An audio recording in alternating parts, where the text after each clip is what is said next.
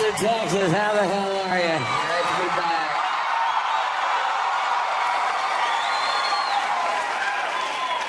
Oh, man, it's so great to be back in Austin, Texas, man. I just have so much fun when I'm here. I see so many friends. Thanks for coming out.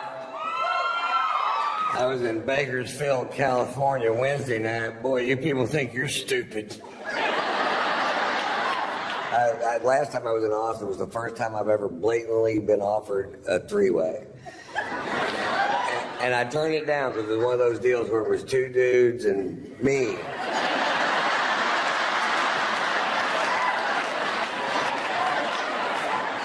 I don't even watch 2.5 Men. We flew in from Los Angeles and we were going through LAX and going through screening. And this guy's just losing his fucking mind because I guess he doesn't travel that much. He's not used to this equipment. And he's just going crazy. You know, you can have fun with that. You can do what I do. I take 2 Viagra and demand a pat down.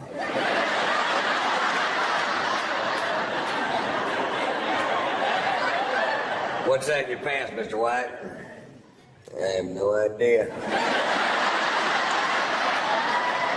You're gonna need to pat that down. Pat it back up again. Give it a couple twists, see if it's hooked to anything.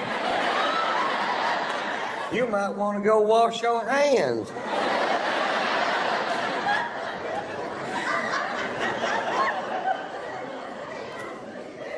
I started this tour this summer in Las Vegas, and while I was in Vegas, I broke this tooth off at the gum line in an alcohol swimming pool related incident.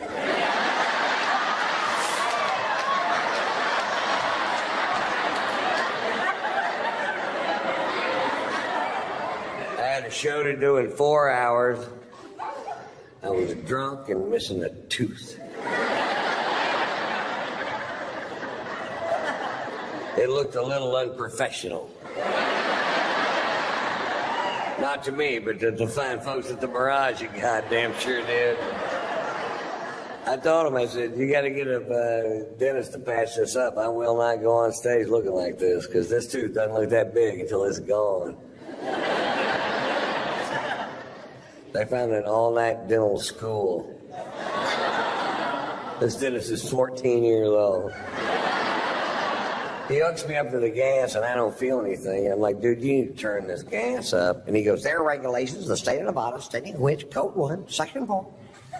Fuck. And I asked him, I said, where'd you go to college? He goes, Brigham Young. I'm like, fuck, dude, turn it up to Catholic. Never let a Mormon set your buzz level. Never. Don't do it. And I'll tell you why. They don't understand fucked up the way you and I do. They don't. They're guessing and they're shitty guessers.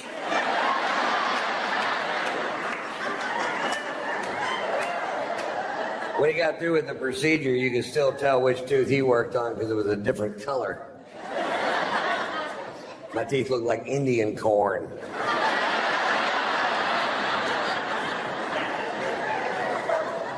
I had to go to my dentist who's pitching veneers for my teeth because he says I'm doing widescreen, high-definition television.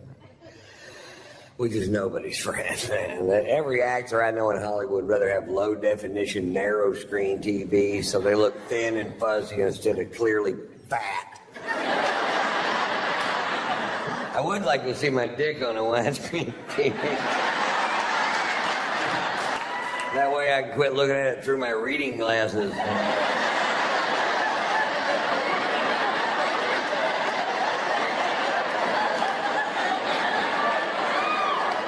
Put these on, baby.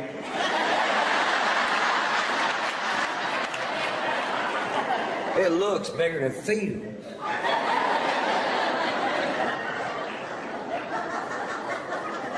I had no idea how expensive veneers were, man. They wanted to do 8 teeth on the top and 6 teeth on the bottom, and I was like, well, how much does that cost? He says $27,500. Fuck, how much is dental school?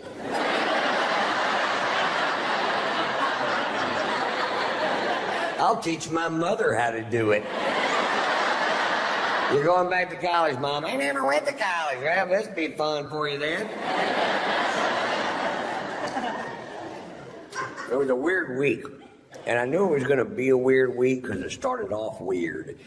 I was going to go to Vegas a day early to do some media, and I wanted to see the show called Love. It's also at the Mirage, Beatles, Cirque du Soleil show. Fantastic fucking show.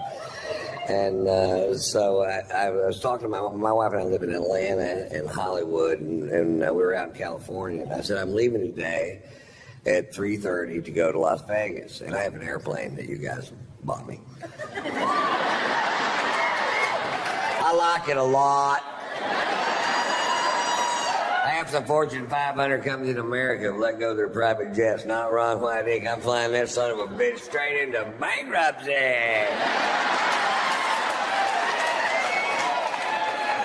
I guarantee you one day I'll be living in a double-wide trailer with shag carpet, and I'll have a jet with weeds growing through it. I'll be in the front seat going, push me around some.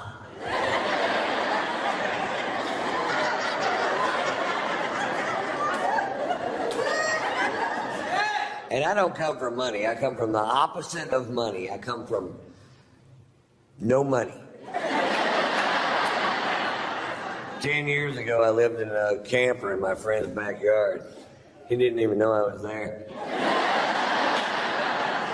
It wasn't even a nice camper. It was like a homemade pop-up camper. It looked like somebody had duct taped a tent to a golf cart. I had a 20-inch Coleman television.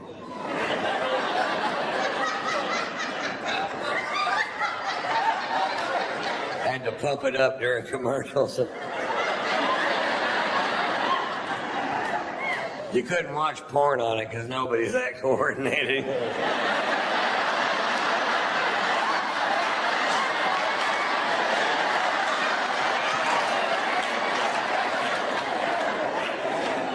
I was broke.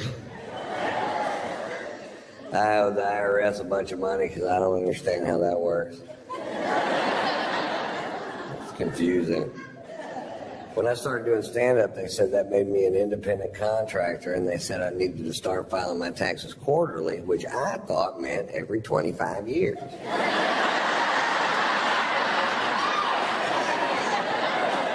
My brain won't wrap itself around shit that complicated, man. My brain does this. That's it. That's all it does.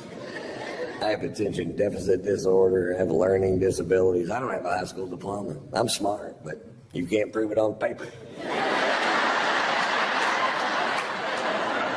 I do have a GED, and if you don't know what GED stands for, you probably got one too.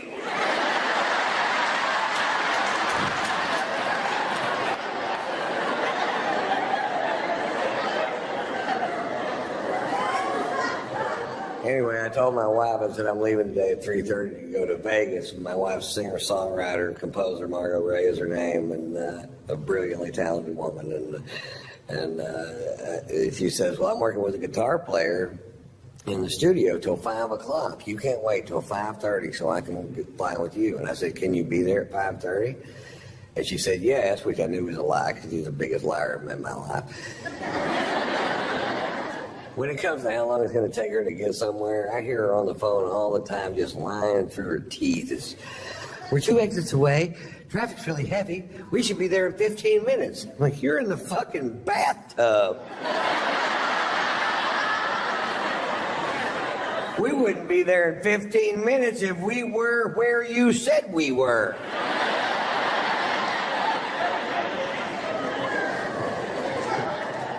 But I told her, I said, you get there at 5:30, you can fly with me. But let me tell you something, sugar tits. At 5:31, I am wheels up and I am fucking gone. I said that. Not very loud.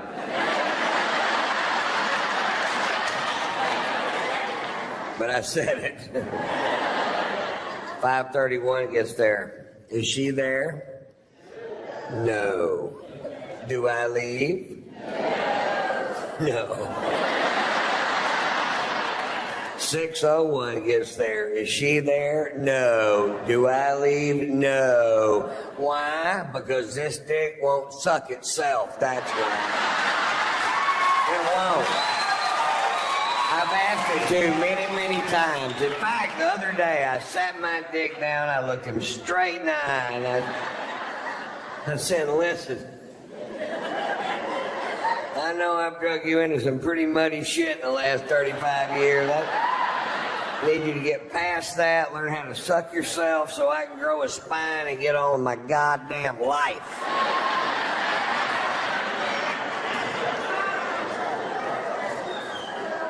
It went in one ear and out the other.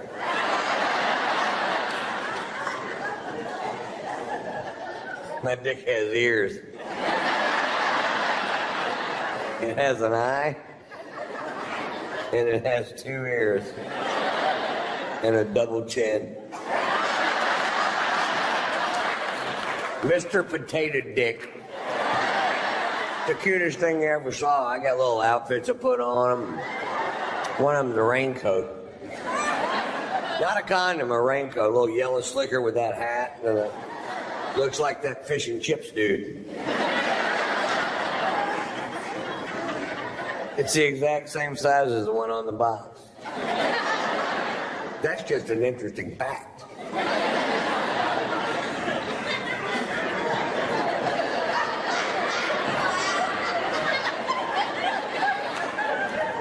What is it, Ron? An interesting fact.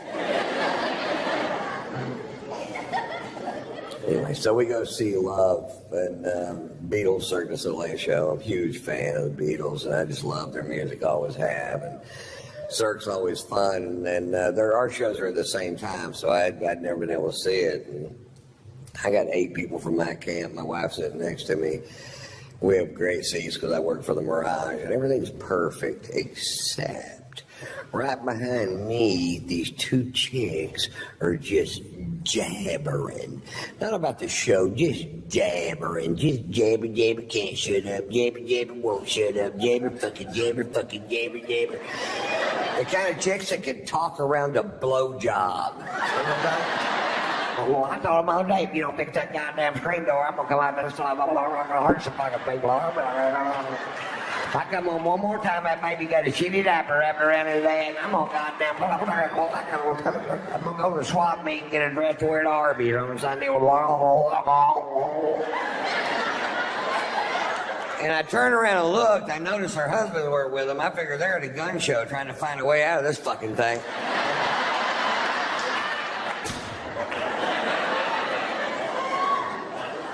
Oh, that's way better. I hear the guy sitting next to him go, hey, could you hold it down? My family's trying to watch the show. And she goes, fuck you, we paid our money. We'll do whatever the hell we want. And I'm just steaming fucking pissed. They're ruining my goddamn night. I can't hear anything but that. I've been waiting for a year to fucking see this show. And I turned around and very politely,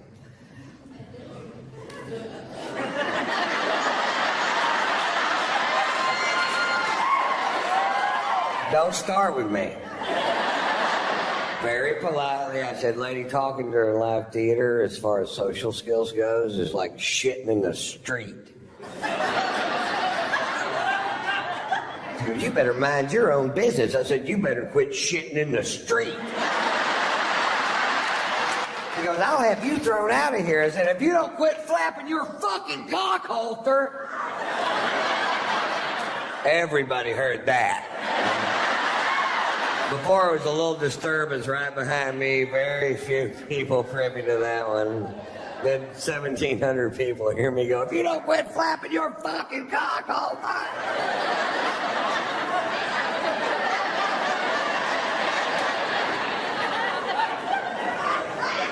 This is all in a show called Love, by the way.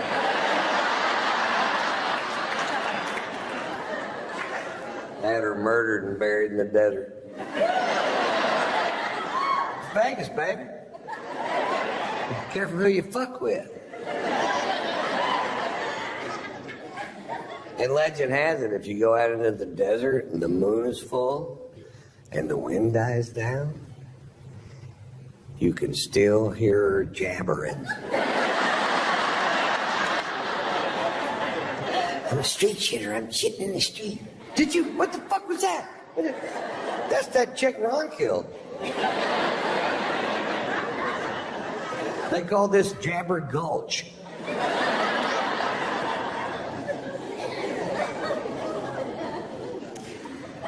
My favorite thing about playing Vegas is I get to play this golf course called Shadow Creek, which is one of the most exclusive golf courses in the world. I worked for them 3 years, didn't even know it existed because they knew if I found out it existed, that I'd pester the fuck out of them until they put it in my contract, which is exactly what happened. It's amazing. This golf course is just fucking so tricked out. The first time I walked through the gates, I was like, nobody's stopping me. It's where all the pros play when they're in Vegas. And I was out there this summer, and Tiger Woods was out there just dicking around.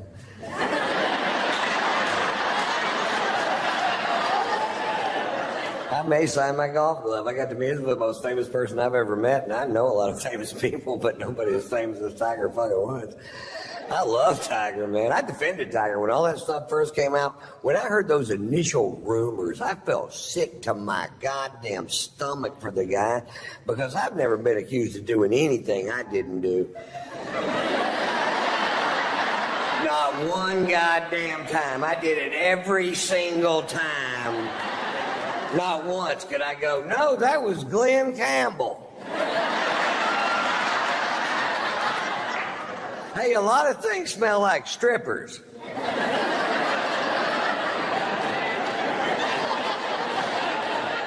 And I defended him to my wife. I said, you don't know what this guy's been through. He had his first famous golf shot on television when he was 2 years old. You don't know what his home life's like. You can't judge the guy because he made one mistake. And he gets caught with number 13, 14, 15, 16. I started going, God damn, Tiger, come on, buddy. And it got to the point where every time he got caught with another woman, my wife would go like this. What?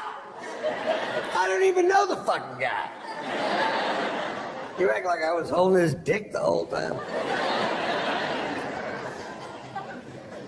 We watched him make that long apology on television, and afterwards my wife goes, well, do you think a guy like Tiger could quit cheating on his wife? And I said,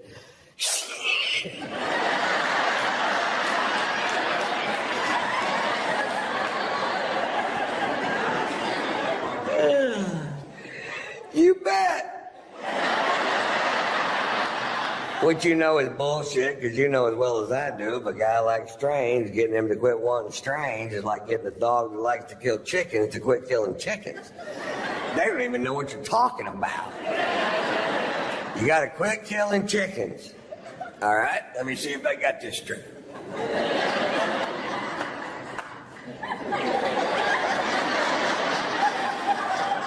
I can still kill chickens. No, you can't kill chickens anymore. All right? Let's say I'm in a hotel room with the chicken.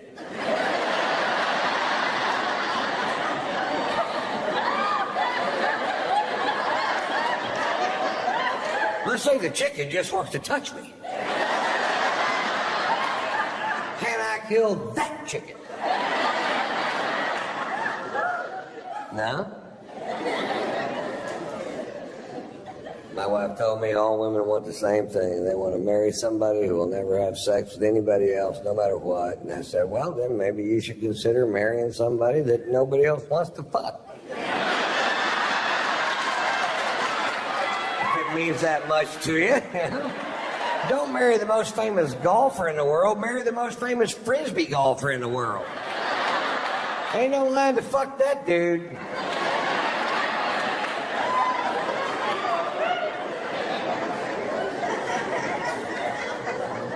We had a chat about cheating that day, man. My wife told me, she goes, listen, Ron, let's get this straight. Sex is sex, period. I said, no, now, wait a minute. Oral sex is not the same as intercourse. She goes, it's the exact same thing. I said, it's not the same price.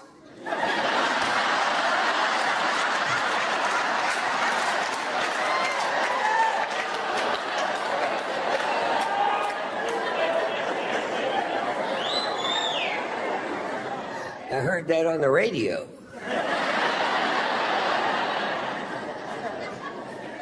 It all comes down to opportunity, man. Some guys are put into a position where they have to say no to beautiful women, and that is hard to do. And some guys are never put in that position, and that's way fucking easier. I see these big 350-pound guys all the time going, I have never cheated on my wife. I'm like, I bet that was tough. Tiger doesn't get any credit for all that pussy you turned down, and that's the number you're looking for right there. My wife's best friend, her husband cheated on her, and my wife hates Tiger's guts. And I'm like, well, what about that guy? You don't hate that guy? She goes, he did it one time. I said, he had one chance. This guy had sex with 100% of the women he possibly could his entire goddamn life. Tiger was 18 for 82,000. That takes a little goddamn discipline right there. If 82,000 women want to have sex with you and you only fuck 18 of them, that's love. He was in love with that woman. She broke his tiny tiger heart.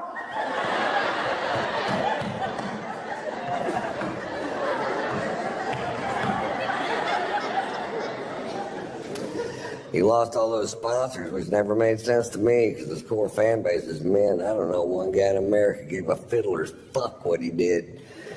I guarantee you, not one guy in America went, really? Tiger got some straight pussy? I'm dropping AT&T!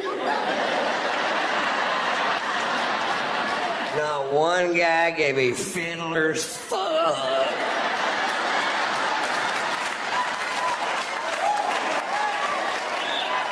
Now, when they were around their wives, they'd act like they gave a fiddler's fuck, get all foghorn, leghorn. Why, I can't believe a man would commit such transgressions towards his wife.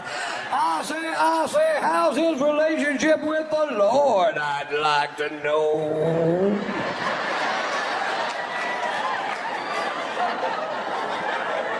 Then as soon as they're around their buddies, they're like, wonder what kind of cologne he wears.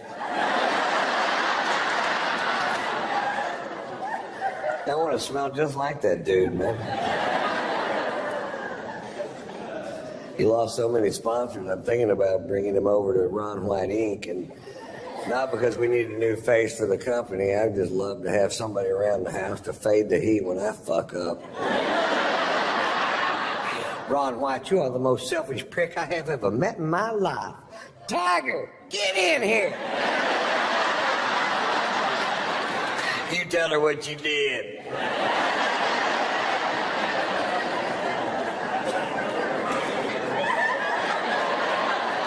Ron White, you're the finest man I have ever known. I shall fall to my bended knee and suckle your penis. Well, thank you, baby. Slow down. Watch out for those ears.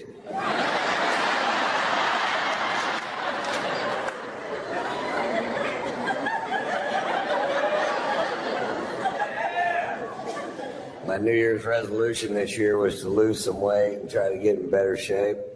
And I was working out yesterday, and I hurt my fat.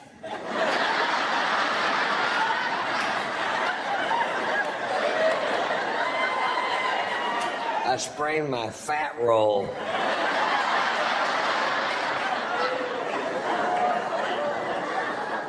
Everybody in my camp's on my ass about taking better care of myself. I'm like, what? My wife bought me a bicycle thinking I might ride it. It's for sale. It's a good deal, too. It's like new. It's got 750 yards on it.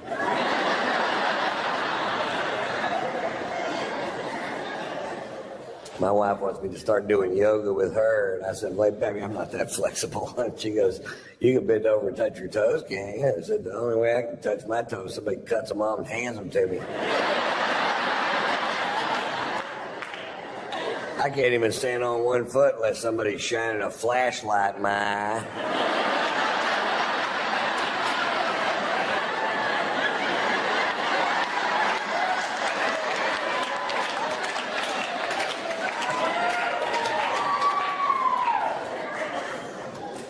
I thought this was funny. We were at my wife's yoga school the other day, and they have a vegan restaurant there, and my wife goes, why don't we eat here? We've never eaten here. And I said, fine, let's eat here, because this dick won't suck itself. It's all about compromise, folks. And I take my tray around to all the bean sprout piles, and I get to the cash register, and my tray is empty. And the purple dreadlocked kid that runs the cash register goes, Mr. White, aren't you going to have something for lunch? And I said, there's just nothing here that I eat. And he picks up a piece of carrot cake wrapped in cellophane, and he hands it to me. He goes, try this. It's vegetarian. The carrot cake is vegetarian? Yeah. So you mean to tell me there's no ham in this? Because my mother makes a meat lover's carrot cake. It's got sausage, pepperoni, hamburger meat. Not really heart healthy. She serves it with a Lipitor and a stent.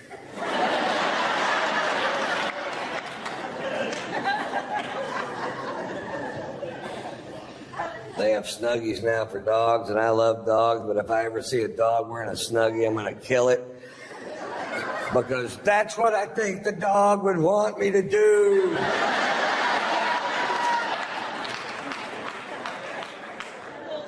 I think if all dogs go to heaven, Michael Vick's going to be a little nervous if he makes the cut.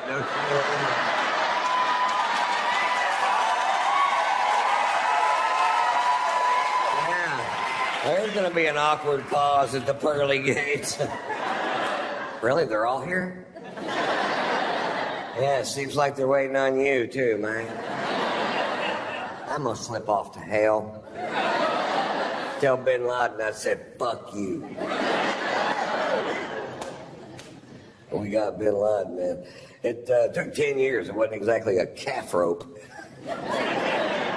He was in that house for 6 years with 5 wives. I would have shot my fucking self. I had my head out the window screaming at drones, going, I'm over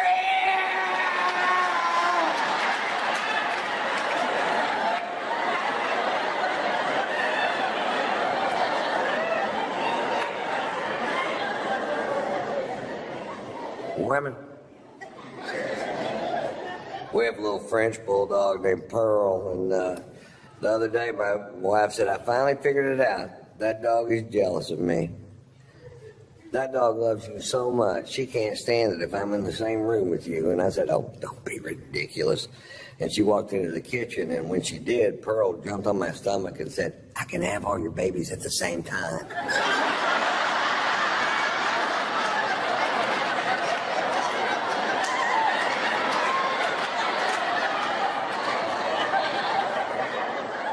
She's coming back. Act like nothing's going on. Nothing is going on. I didn't know whether to buy more of that weed or never smoke it again.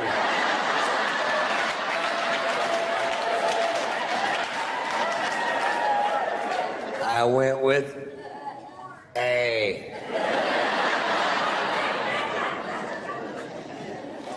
I got busted with weed in Florida last year.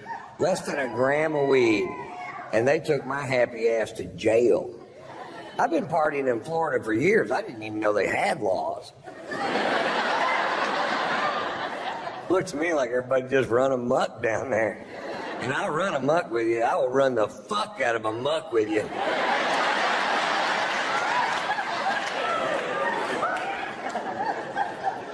They took me to jail, man. And I'll tell you what happened. I fired these two pilots for being dickheads.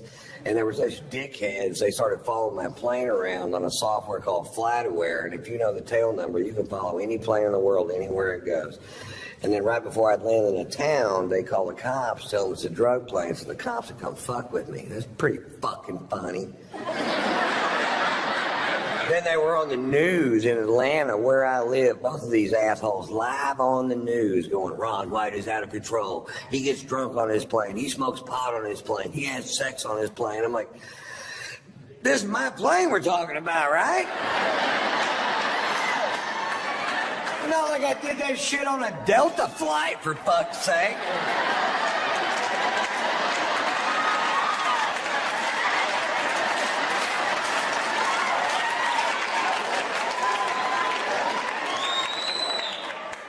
No, my phone's off.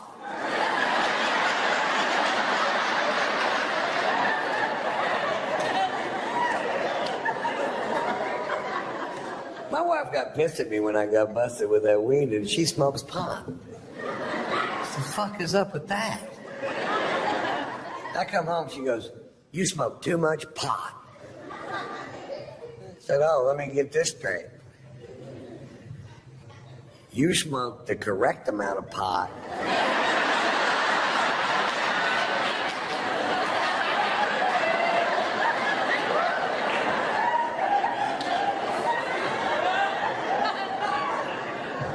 You ever smoke so much pot your wife starts to make sense? Me either.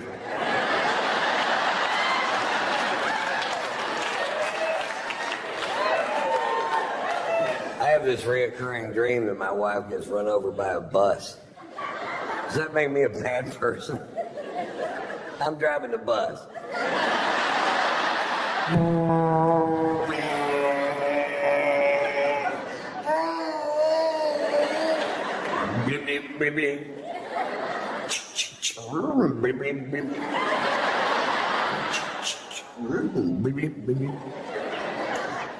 She's had enough.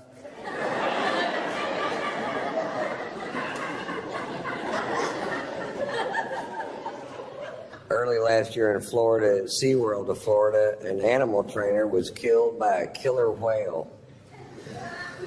Huh. Turns out there's a reason they didn't name them ocean ponies.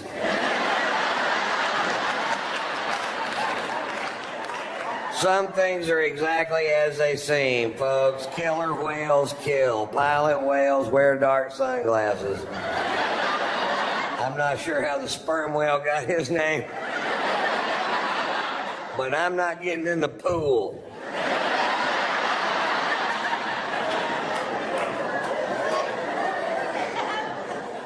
That whale got his job back. They put that whale back in the show. Now, when I first saw it on the internet, I mean, this will be world news. It wasn't even news at all. They put the whale back. This whale killed 3 people. This is a serial killer whale.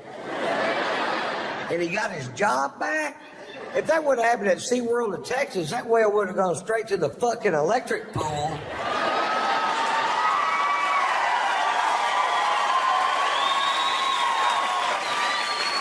And that's just a regular pool with a toaster thrown in it. People think they're expensive to make, but it's like $14. You can reuse the extension cord. People don't know that. We'll get another toaster. Dude. They busted a sushi restaurant last year in L.A. selling whale, and they fined them $200,000. And that is so fucking wrong, man. To take a 50,000-pound majestic animal and serve it up 2 tiny slices at a time. You fucking. Oh, that's good. Got any more? Shit, yeah, we do. We have a shit road. We make a big commitment. I don't know how I got caught. Maybe that 14-foot fin hanging out of the dumpster.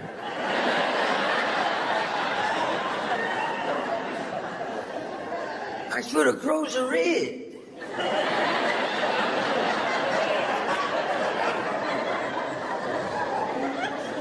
Yeah. Probably should have crossed a red.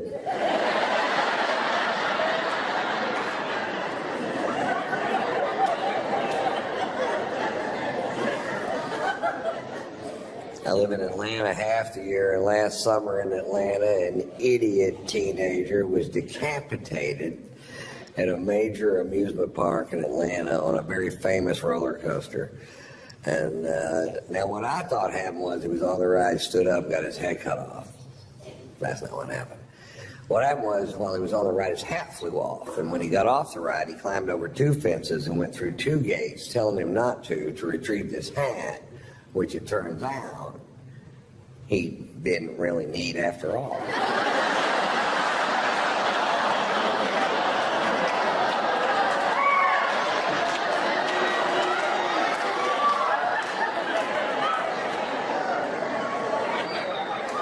Wow, that story is dripping with irony, Mr. White.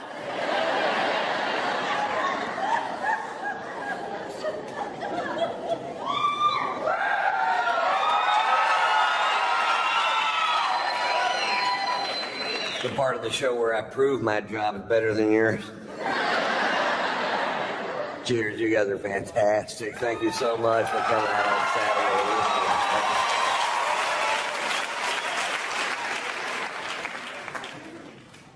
I was at home last week and my nephew called our house, and I never answer the phone in my house, ever. And I think he was surprised that I did. And I answered the phone, he goes, Uncle Ron, is that you? I said, yeah, that's me. He goes, Uncle Ron, did you know it's okay to be gay? That's why I don't answer the fucking phone at my house right there. Now it's my problem. I'm like, well, you're right, it is okay to be gay. Do you know what gay means? He goes, that's where a man likes a man or a woman likes a woman, but they can't have babies. Pretty close. You believe that's 6 years old? This kid knows what gay means? I didn't find out what gay meant till I started hitchhiking.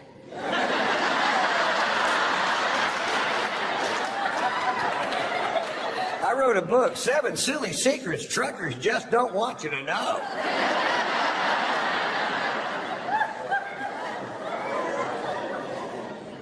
My wife and I are big fans of the reality TV show on HBO called Pornucopia, Sex in the Valley. It's a reality show about the pornography industry in the San Fernando Valley, which is where most of it's made. And we bought the first season because it's fucking hilarious. And this one episode was about guys that were straight porn stars, but they were doing gay porn because it pays 5 times the money. And they're interviewing this guy, and he goes, yeah, I was in a scene yesterday with 5 guys at the same time, and I'm not even gay. I was like, you're gayer than I am.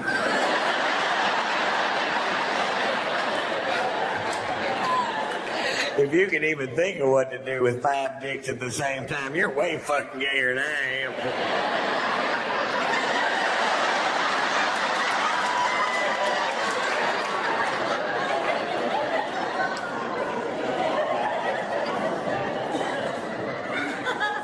I was having dinner, this is a gay part of my show. I was having dinner the other night with this CBS executive, and who I've known for years. Great fucking dude, man. And he's gay, and I've never said a word to him about being gay. I just knew that he was. And we're having dinner in Beverly Hills and talking about a potential show. And this chick walks into the restaurant that's LA smoking fucking hot, man. Probably an actress or a model. And she was an ILF, which means I don't care if she has children. I don't think the letters line up, but that's what it means. And she sits at a table kind of near us by herself. And I'd had a couple bottles of wine with the dinner and a couple scotches before that, and I was pretty drunk. And I said, you mean to tell me that that does nothing for you? And he looked at her and he goes, not a thing. I said, you mean you would rather have sex with me than her? Not by much.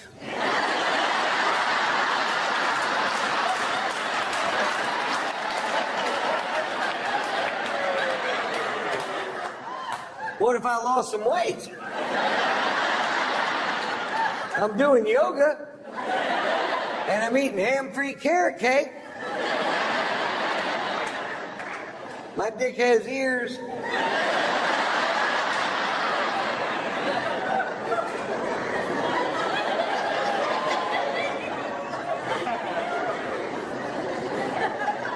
That's my favorite thing about LA is the people out there are just so goddamn pretty, man.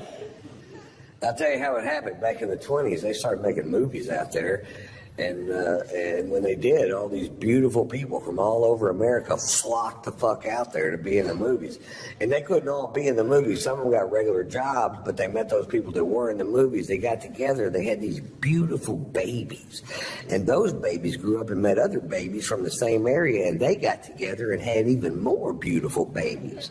And almost the exact opposite thing is happening right now in Kansas.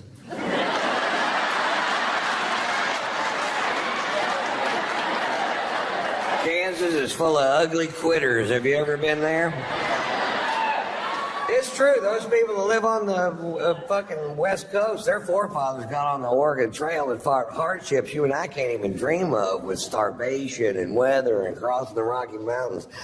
Not those people in Kansas. Their forefathers got on the Oregon Trail. St. Louis, Missouri.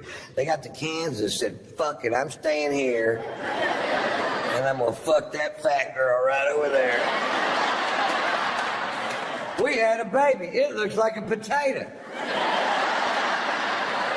And that potato grew up and met another potato from the same town. And abracadabra, Topeka.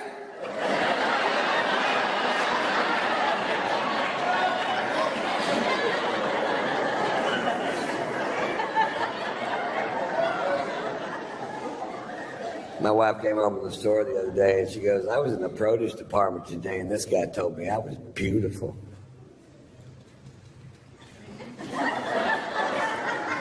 Well, baby, he's right. You are beautiful.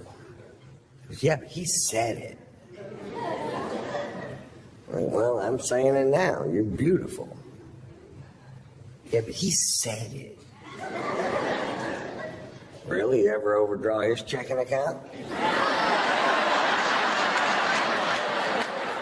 You ever drive his brand new Mercedes straight through the fuck garage door? That ever happened to that guy? It happened to me, and I think you're so hot, I'd fuck you anyway. And if you're one of these guys going around to grocery stores telling married women they're beautiful, hey, fuck you.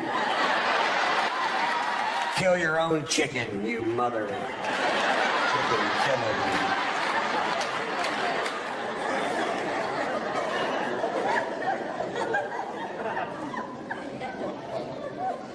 My wife's best friend has an autistic child named Lewis. Lewis is 12 years old, and he's the sweetest child I have ever known. I've known him since he was 6, and we were at their house Labor Day, and Lewis informed me that he was going to run the 40-yard dash for the Special Olympics at Gwinnett High School near where I live in Atlanta, and he asked me if I'd come hoot for him. And I said, Lewis, I'd love to come hoot for you. I just need to check my schedule. And he goes, we checked it, you're clear. Well, then I'm your man, Lewis. And I got to admit, I was dreading it, and then I ended up having fun. I thought it was going to be sad. That's why I was dreading it. It's a celebration is what it is. People are tailgating. They're not painting their faces and bellies blue, but they're cooking sausages, getting hammered, betting on these races. Make no mistake about it, they are betting on these races. And it's not easy to handicap a race. You got 17 special needs kids in 6 lanes. You don't know what the fuck's gonna happen when they fire that starting pistol. They could scatter, stop, drop, and roll. We saw it all that day. They're not drug testing these kids.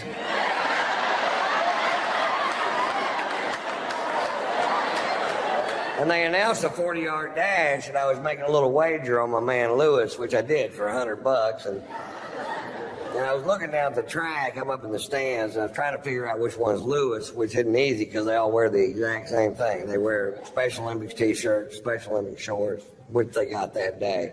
But you can wear whatever footwear you want. And Lewis for whatever reason. They'd chosen yellow rubber boots. Which didn't make sense at first, and then it started raining. Fuck, if this thing goes off-road...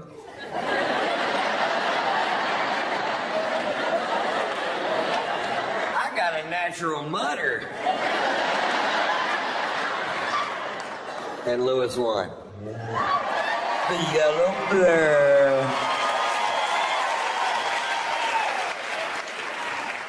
That's what I call him now, the yellow blur. He loves that nickname. His mother called me the other day. She goes, "Would you please call Lewis the yellow blur? Put him on the phone. You're the yellow blur." Bing. It's not like professional sports. You go to a Lakers game, you wave at Kobe Bryant till your arm falls off. He won't wave back to you. Lewis waved back to you in the middle of a fucking race. He doesn't give a shit. Lewis is fan friendly. Lewis will stop and sign an autograph. The yellow blur.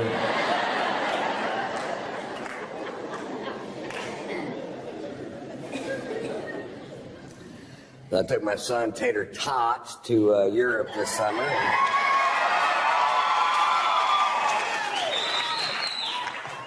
My son is 21 years old now. He's in college, getting his master's in entertainment business. He's a great kid, man. I'm so proud of him. He's smart. He's funny. He has my brain's high-end peaks without my low-end problems.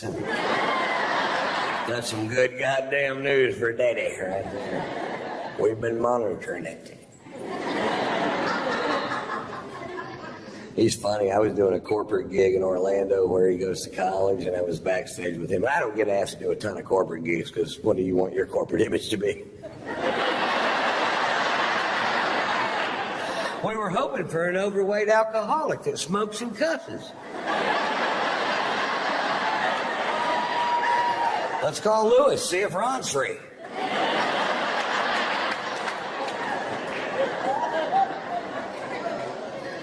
Anyway, I'm backstage in the green room with my son, and I wear wild socks. And because I do, people give me bizarre socks for whatever reason. And I'm backstage with my son. I'm putting on these weird socks. And Marshall goes, "Dad, those socks are gay." I said, "Chicks dig these socks." He goes, "Chicks wear those socks." All right, he's my kid. You can stop those tests. I love his mom, man. His mom's great. She's my second wife, and I never argued with her ever. She didn't want to be married to somebody that was always going to be on the road.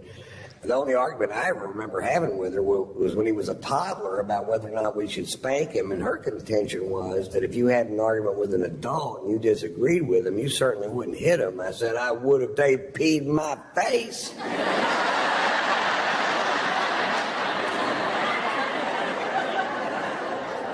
I'm not kidding, pee in my face. See what the fuck happened.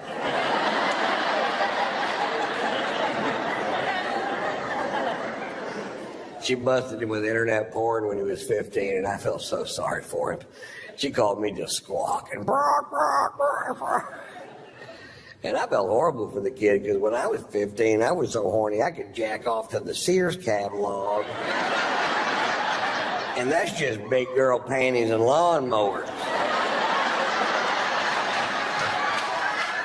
I can't imagine being 15 years old and having an unstoppable stream of pornography piped straight into your goddamn bedroom.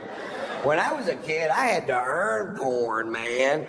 You had to wait till your friend's dad went out of town on business. You had to pull down a rickety spring-loaded attic ladder. You had to crawl up into a dusty, spider-ridden fucking crawl space, forage through cardboard boxes till you find an 8mm reel. Then what? Learn how to work a fucking projector, that's what.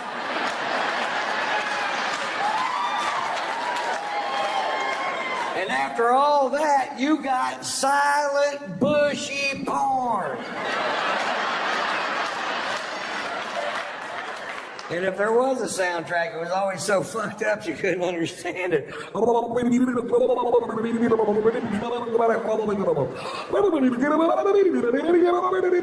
gonna stick his finger in her ear, no, his penis in her rear. Watch the movie.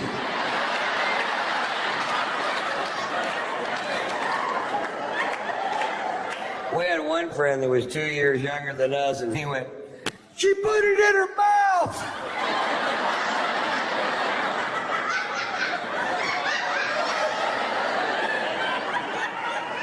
I didn't know she was gonna put it in her mouth. She gonna need to brush her teeth.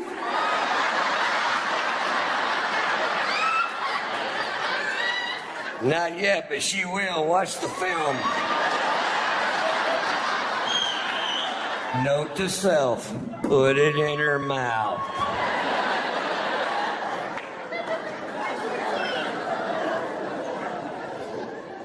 So Lori told me, she goes, that's my ex-wife's name is, she goes, "You're going to need to talk to your son about sex. It's time." And I said, "Well, you're right, it is." And she goes, "When are you going to do it, Ron?" I said, "He's going to be at the house this weekend, so I'll talk to him then." And I said, "Okay, fine." I said, "Marcia, turn off television." I said, "Turn it off. I need to talk to you." All right. I said, "I want to talk to you about sex." He goes, "Oh, Dad, come on." I said, "Nope, you're 15 years old. It's time we had this talk." And he goes, "Okay." I said, "The clitoris is as sensitive as an eyeball."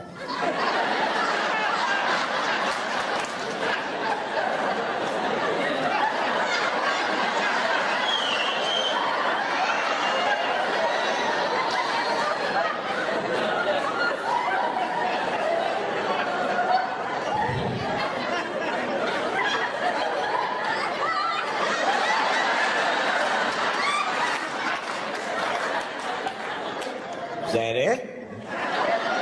That's all I got. Don't go rubbing on it if it's dry. Turn that TV back on, boy. What about safe sex, Dad? Yeah, it's never safe. Their husbands always come home. That's a fucking myth.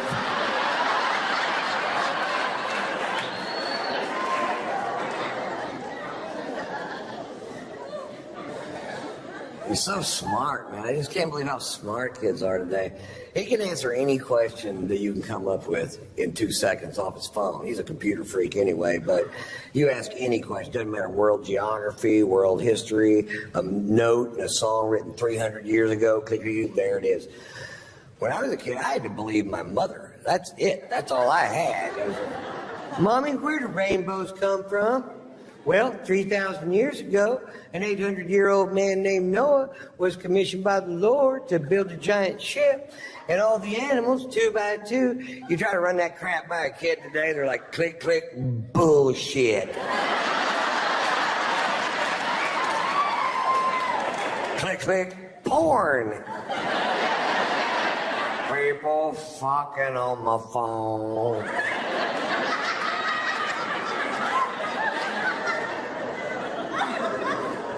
If my mother didn't know the answer to a question, I had to go to the library, which is a building where they used to store the knowledge. Now it's just a place where homeless people piss.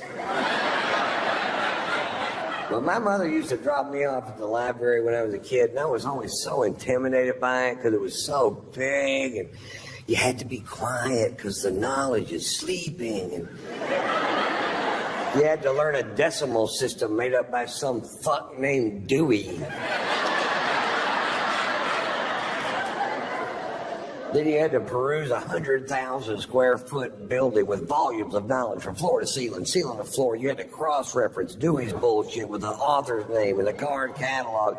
And you finally get to the place where the knowledge that you seek is supposed to be, and it might not fucking be there. Where's the knowledge that I seek? Yeah, somebody else has got it. When are they going to bring it back? They keep it for a month for a nickel. How am I supposed to learn what I need to know? You ask your mother? My mother doesn't know how to work a projector.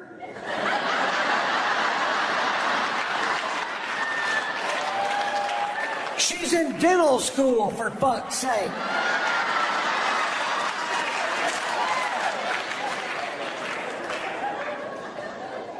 Don't try to do the math on that bit. It'll just fuck you up. The guy actually stopped my show a few weeks ago, and he goes, well, now, wait a minute. Now, if this summer you were back in Las Vegas, and that's when you broke your tooth, and that's when your mother went to dental school, and now you're 7 years old, you're saying your mother's already in dental. I'm like, what, dude, really? You had no problem with Pearl jumping on my stomach and saying she could have all my babies at the same time. But the math on this one joke has got you so fucked up, you just have to talk. Yeah.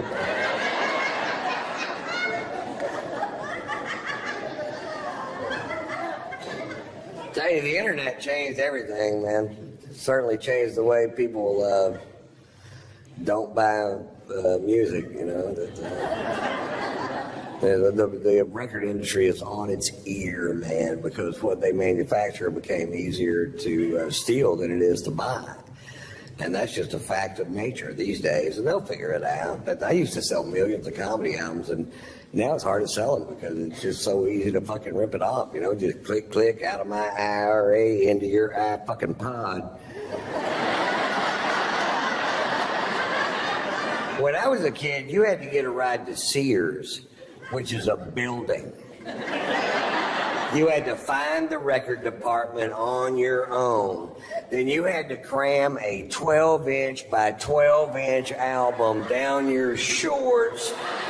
Then you had to SpongeBob SquarePants it with Led Zeppelin 2 crammed down your fucking pants, hoping nobody was gonna catch your ass. That's stealing music!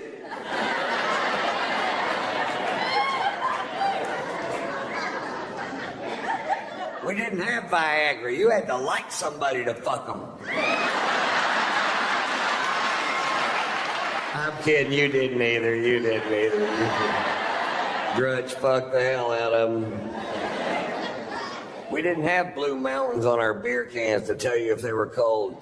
You had to open the refrigerator and reach in there and touch that beer can, or you'd never know.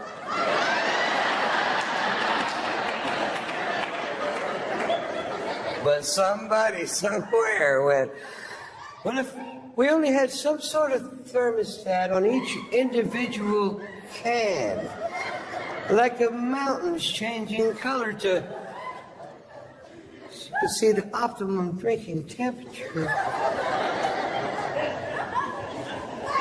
Thank you, Rocky Mountain. Even though your beer tastes like ass.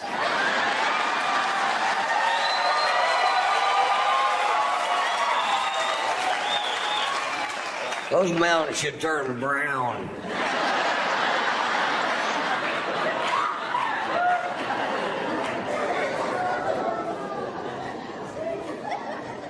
So I tour, that's what I do. I go from city to city to city to city. I've done it for 27 years. I've been coming to Austin all 27 of those years. From the Velveeta Room to the Laugh Stop to the Capital City Comedy Club.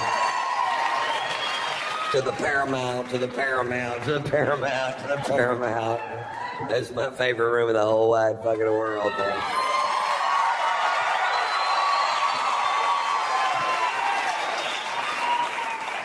I tour with my wife usually, and I love to tour with my wife because I only have sex with my wife. I don't have sex with other women. I've been married 3 times, and that has not always been my policy. When I was young, I used to talk to my cousins about this race we were going to have to see who gets married first. I came in 2nd, 4th, and 7th.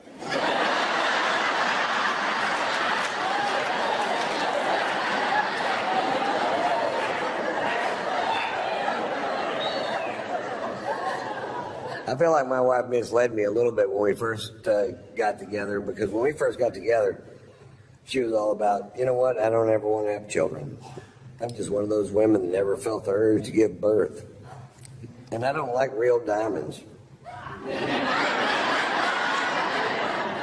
I don't like them because of that blood diamond thing. You know what I like to do? Suck dick and cook. I like to suck dick and I like to cook. In fact, when I'm not cooking, I'm sucking dick, and when I'm not sucking dick, I am cooking. In fact, if there was a way I could suck your dick while I was cooking, if we got a stool and you stood on it, and I could blow you while I'm scrambling some eggs, wearing fake jewelry, not having a baby, all at the same time.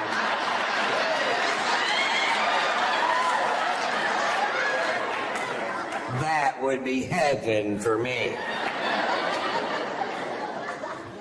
Fuck me too.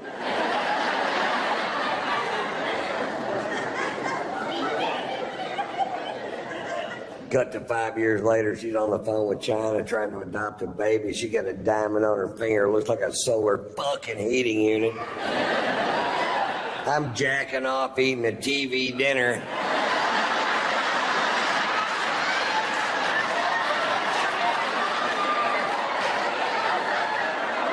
Wonder what she's got under that snuggie.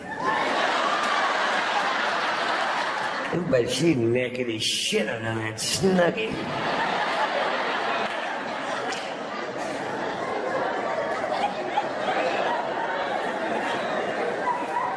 We have a great sex life. You ever 69 someone so long you start to miss each other?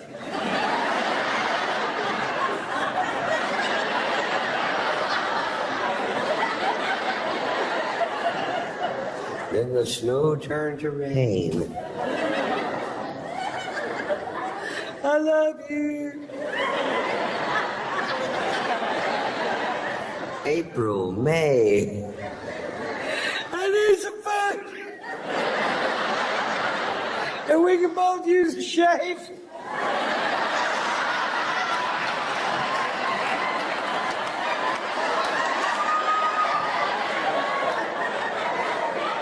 We did it one time so long it turned into another number. What is this, a 71? I have your toe in my nose. What the fuck?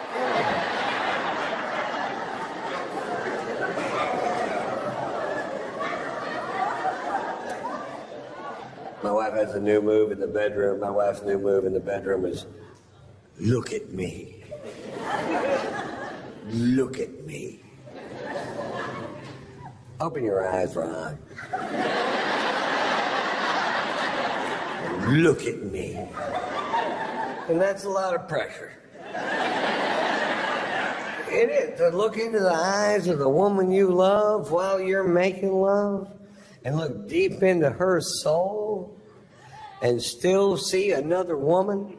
What the fuck are you doing here? I thought you got hit by a bus.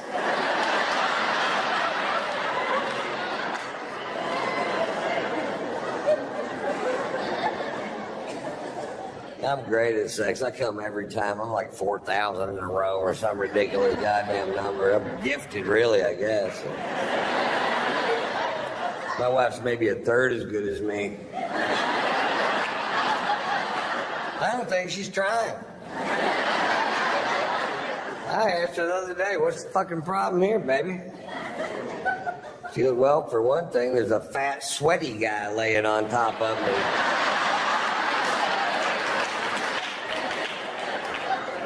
Well, that'd break my concentration. Get off me, dude. I'm trying to come. That's not true. When I'm about to come, I have the focus of a Navy SEAL. I'm like... Afterwards, I lay there like a wounded manatee.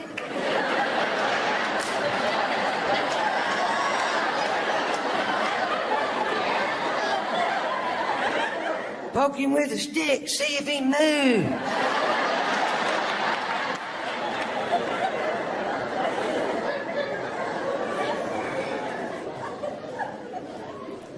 My wife gives the best head if you ever have a chance. First time my wife gave me a blowjob, my hands went numb. I'm like, I'm either having a stroke or this girl knows her way around a winner. And I told her when she got finished, I said, that's the best damn blowjob I ever had in my life, by a lot. And she goes, I know it's kind of weird because I used to be not that good at it. And I was talking to my friend, Tad, the florist that lives down the street, and I just asked him how he does it.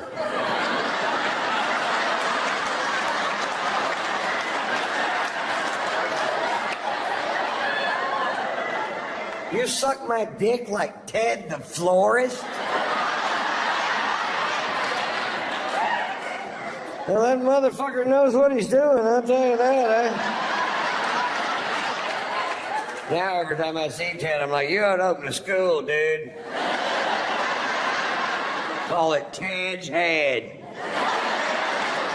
Tulips for every occasion.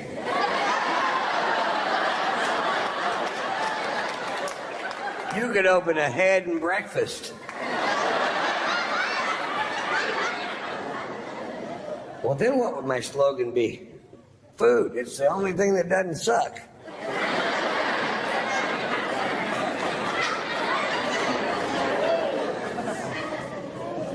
You guys have been fantastic. I'm going to close with my,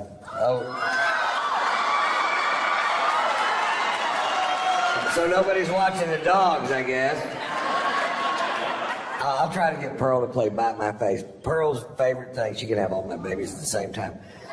Her favorite thing in the world is for me to bite her face, because she's like a billy goat fucking elbow or whatever. It has no feeling in it.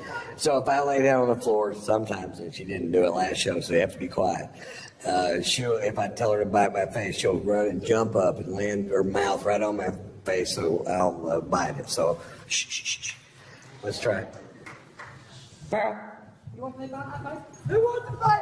Who wants to play?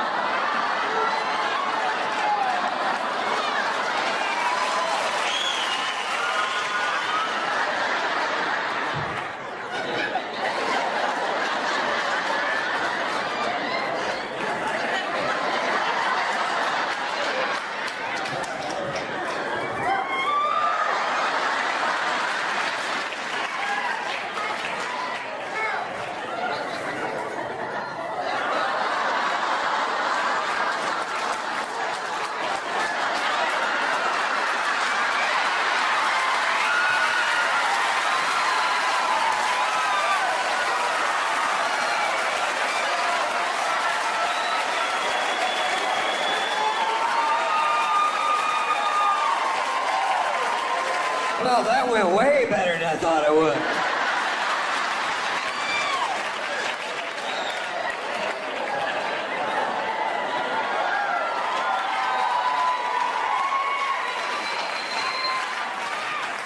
Now, I'm gonna close the show this evening with my Dr. Phil story.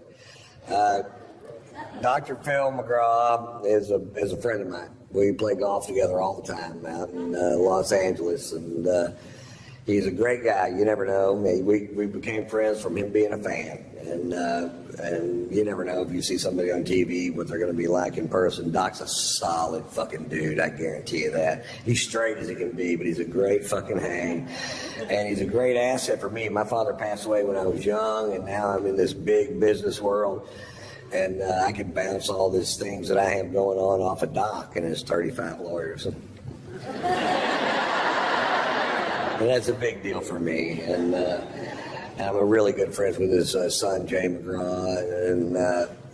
But anyway, the other day I was talking to my son about self-esteem. And a few days later I was playing golf with Doc. And I said, Doc, if you were going to tell somebody one thing to do to make themselves feel better about who they are, what would it be? And he said, finish the things you start. And I said, well, that's brilliant. And I went home, and there was a half a bottle of scotch sitting on the counter.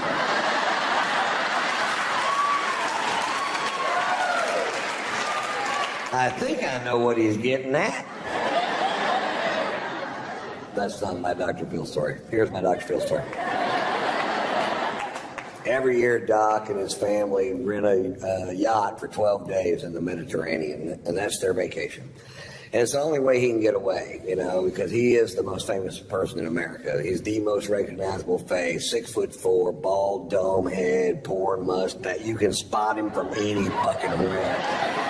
And because he seems so approachable on television, and he really is approachable, I mean, he's a sweetheart of a dude, but people are always, anytime he goes out in public, they're just, oh, what about this? And that's fine at first, but eventually he will eat the skin off your fucking bones if you can't walk out of your house without somebody going, hey, my brother-in-law's all fucked up in the head, and I wonder if you could just sit up and just take come back here! Asshole! And that's exactly how it happens. I've seen it, and so that's what they do.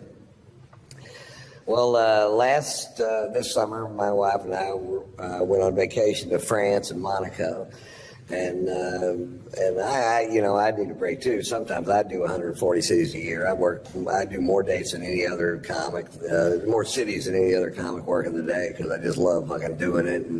And 20 minutes from now, nobody's gonna give a fuck about what I have to say. So, while they do, I believe I'll do a lot of shows.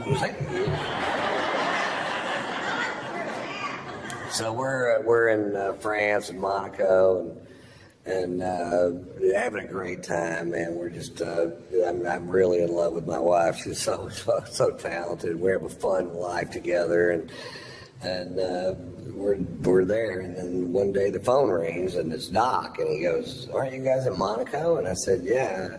He goes, "We're going to be in Monaco tomorrow. Why don't you come party on the yacht?" And I said, "Fuck yeah."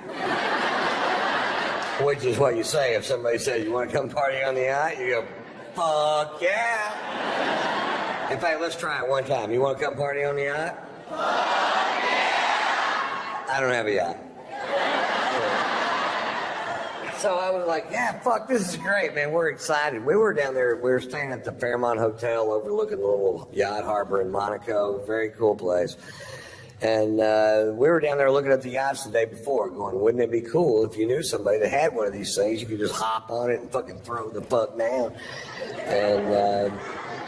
And it's everybody's yacht, man. This is yacht heaven. This is Steve Wynn's yacht, Prince Albert of Monaco's yacht. This is that Russian dude with the tiny giraffes.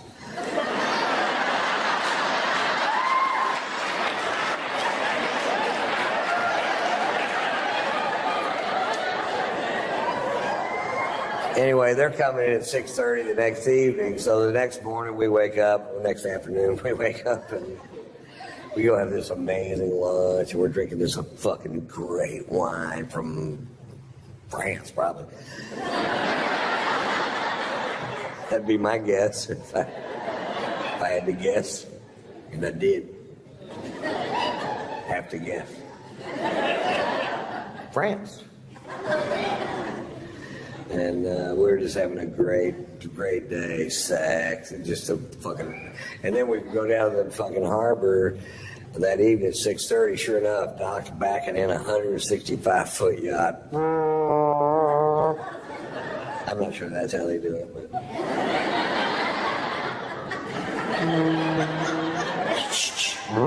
Maybe.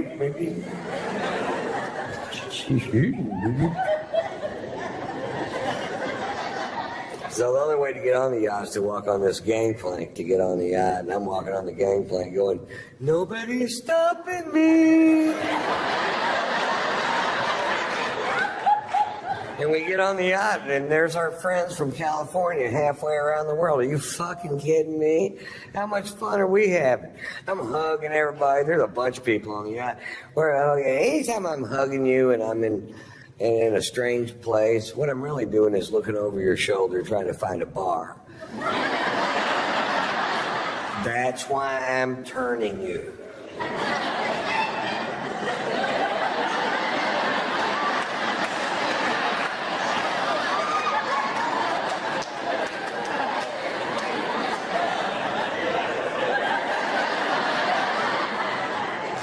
And I see the bar, and right in the dead front center of the bar is a bottle of famous Black Grouse, which is a scotch I started drinking when I was in Scotland for the Open Championship at Turnberry.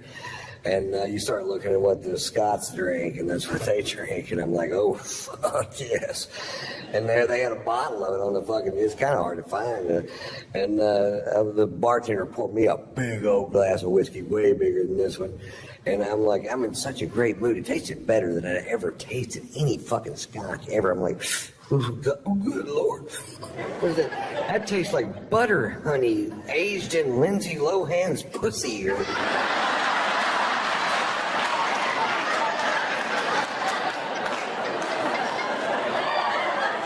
It tasted so good, I decided to skip dinner and just have a couple more of them. I'm going to scare me up another one of these. That's one of them. How about one more? All right. I hadn't had a drink since lunch. I was fucking thirsty. I was going at it, you know. And Doc noticed I was really drinking hard. And he goes, boy, you're really drinking tonight, Ron. I said, yeah, Doc, some nights it just tastes like spring water. He goes, why don't you just drink spring water, Ron? I don't know, I'm not a fucking doctor.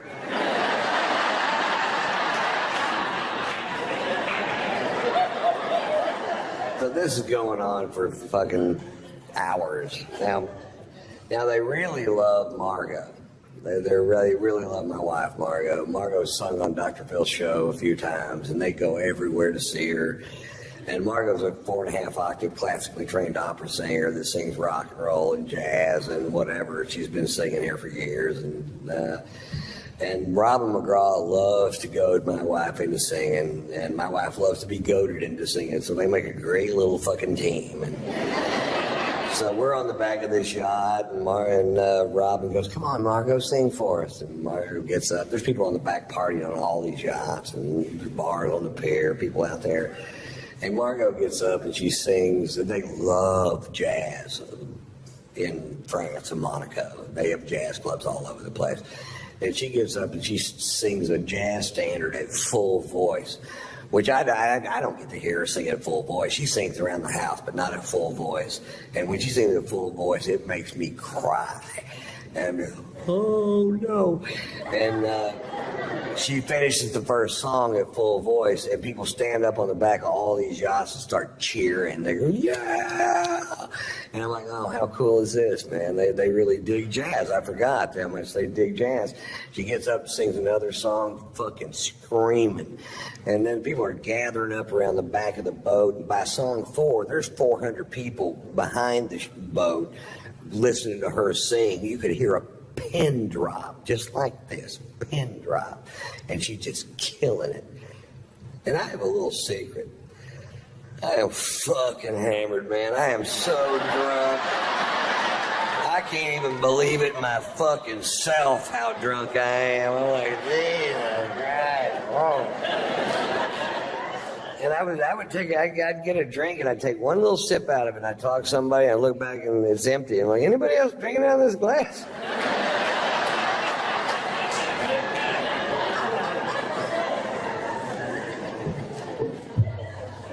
Miscalculation. Anyway, she does, I don't know, 7 or 8 songs, and she goes, okay, guys, that's enough. And she sits down, and Doc goes, well, Ron, you want to do something?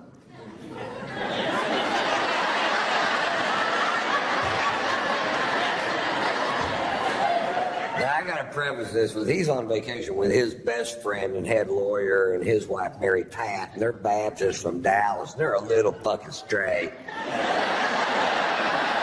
And they're about to find out my secret.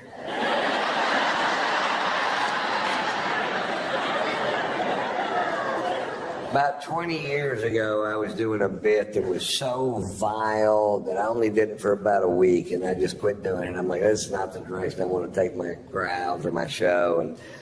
And I have no idea why I picked that night to dust her off and take her for a spin.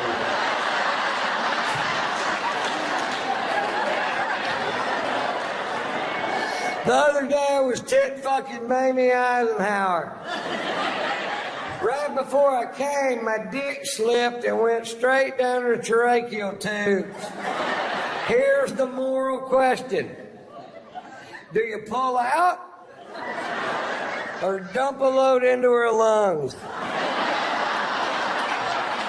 Yachts are pulling up anchor on both sides of us as fast as they can pull them up.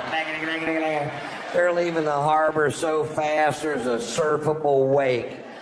There's a stampede of tiny giraffes diving off the pier, swimming towards the ocean in certain death. People are pulling their kids off the pier. I went, I don't think they hurt me. I'm going to do it again. Doc goes, that's enough out of you, Ron. And Margot's tapping me out. You ever been tapped out? Come on, baby. It's time to go. She's seen it. Come on, honey. Let's just go back to the hotel. It's time for us to go. Come on, baby. Baby, let's just go back to the hotel. Come on, Ron. And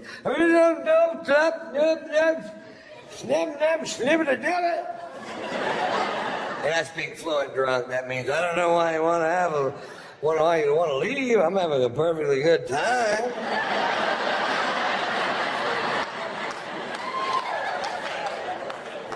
Turns out there was a consensus.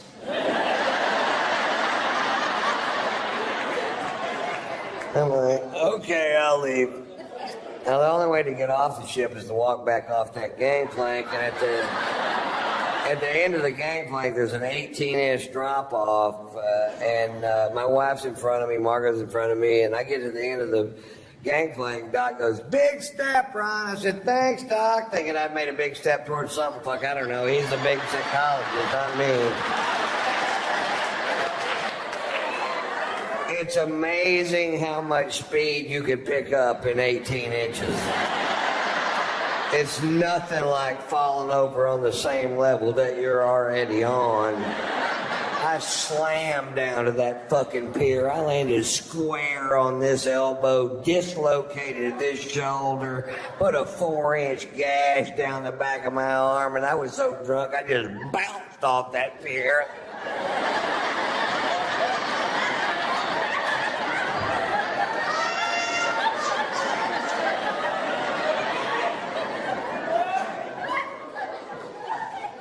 Fade to black.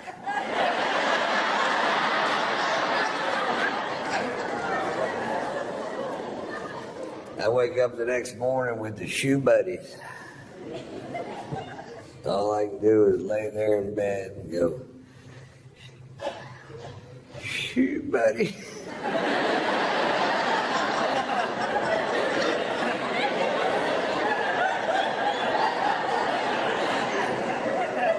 I can't move my shoulder. Shoe buddy. My shirt stuck to my arm with blood and giraffe hair and whatever the fuck else you find on a pier.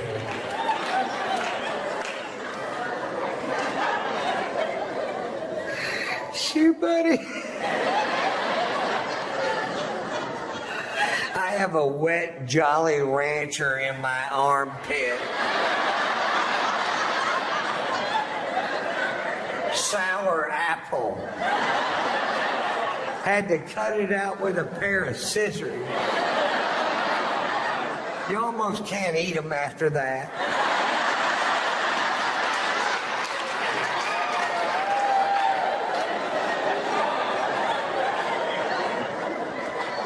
Shoe buddy.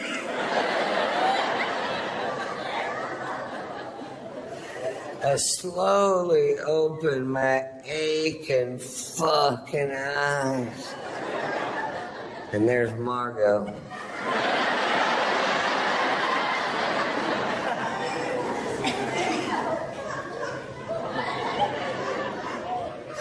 What happened?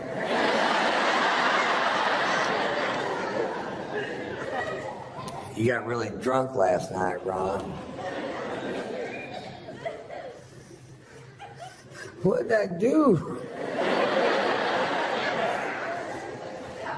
Well, you did the tits fucking Mamie Eisenhower story.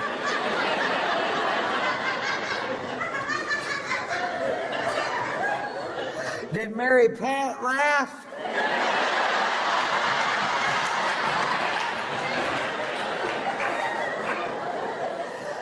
Mary Pat left is what Mary Pat did. Shoot, buddy. You think they're going to invite us back over to party on the yacht today? Because I don't know what's going to happen now, Ron. I don't know. Walks out of the room, slams the door. And I just start berating myself. I'm like, why do you do that, Ron? Why do you get so drunk it ruins things for other people? Why can't you just drink like a regular goddamn person? Is that too much to ask? You have a wonderful son and a beautiful wife, a great career. Why don't you make some changes in your life that'll make a difference in the long run? And about then the phone rang and it was Doc and he goes, you guys gonna come